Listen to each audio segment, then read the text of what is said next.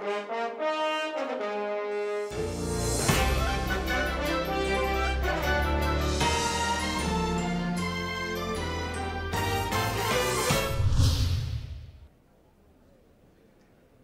of the biggest problems facing the cardiology community and the hospitals in which they practice is the high readmission rates for conditions like heart failure and acute MI. Now, the ACC's Hospital to Home initiative is designed to try to improve the care of patients as they transition from the hospital to home and thereby reduce the unnecessary readmissions. Joining me to explain this initiative are Dr. Mary Norine Walsh, who we'll call Minnow, if that's all right by your real name, and Dr. Harlan Krumholz. They're co-chairs and leaders of the ACC and the Institute for Healthcare Improvement's Hospital to Home initiative. Thanks both of you for joining me. Harlan, let's start out. What is the H2H initiative? Well, the H2H is an attempt to find a solution to this problem in medicine that we've uncovered, that virtually 1 in 5 or 1 in 4 of the patients that we discharged from the hospital end up back in the hospital within 30 days. And we thought we just can't stand by on this issue, and we need to really bring together a community of clinicians and organizations and take in the patient perspective and try to figure out what can we do to focus our attention, learn together, and address it, solve this problem. So it's a tremendous financial and management or care burden, and then this readmission thing. So that's what the whole initiative is trying to do, is figure out a method on how to solve this. Yeah, the idea is that first of all, it's a big burden on the patients. Sure. And then secondly, for our healthcare system, this can result in wasted dollars and unnecessary expenditure of resources. Right. And if we were just smarter and better able to help this transition from being in the hospital to home, we'd be helping everybody.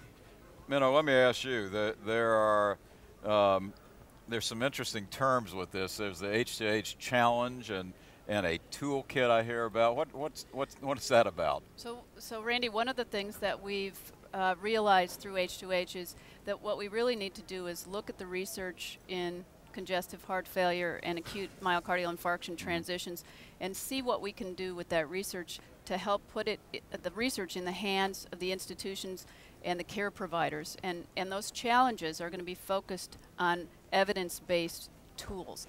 And for example, the first challenge, which we've launched just recently, is what we've entitled See You in 7. See you in 7. Because what we've known from the research is that if patients are seen early in follow-up after a hospital discharge for heart failure or acute MI, they do better long term.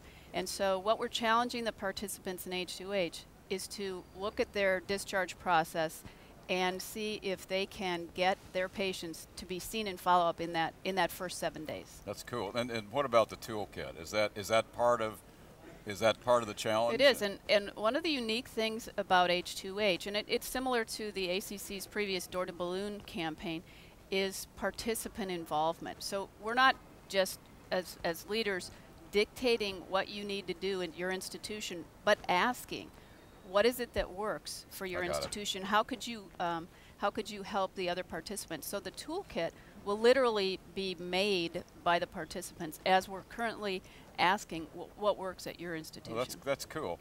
Harlan, what are the lessons that we've learned to date about? We must have learned a tremendous amount of lessons in this program. Well, we haven't.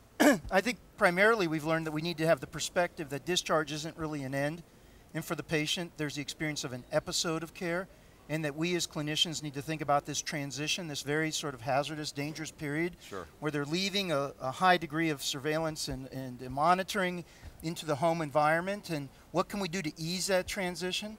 So first, it's an awareness, it's a perspective, an approach. And then secondly, in terms of FACC, well, there's no simple recipe, which is in one way why we're trying to build this community where we're learning from each other. That being said, I think there's some simple things that aren't being done very frequently that we can try to implement. One has to do with better management of medications. Do patients know their medications, and can they get them? Are we clear about that? Right. Two, and as Minnow said, our first challenge is going to be, do they have an appointment and can they get there? And is it going to be a high quality appointment? Because there's been good information exchange across so that they're ready and the clinician's ready to make sure that it's a substantive interaction. That's not happening so much, and we're going to focus on that. That's our first challenge.